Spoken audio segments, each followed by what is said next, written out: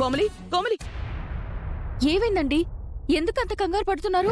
కొంపలంటుకు పోతుంటే కంగారు పడక ఏం చేయమంటావు? ఏమైందో అర్థమయ్యేలా చెప్పండి. అశోక్ ఇక్కడికి వస్తున్నాడంట.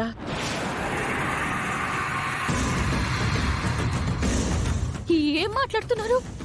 ఇంకా అర్థం కాలేదా?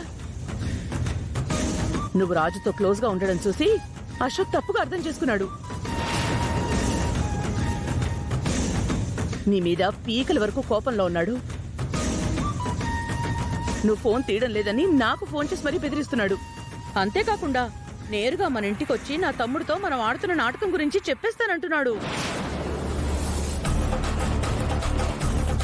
ఏంటమ్మాయి గారు, అశోక్ అంటున్నారు, పీకల్లోతు కోపం అంటున్నారు, పెద్దయ్య గారి ముందు ఏదో నాటకం గురించి నిజం చెప్పేస్తాను అంటున్నారు.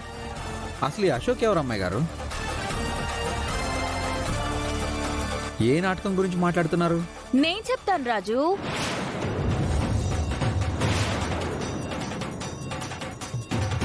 నువ్వు అమ్మాయి గారు అనుకుంటున్న ఈవిడ అమ్మాయి గారు కాదు. అలా నాటకం ఆడుతున్నారు. నో, నేను నమ్మను. అవును రాజు, ఈ అమ్మాయి అసలు పేరు కోమలి.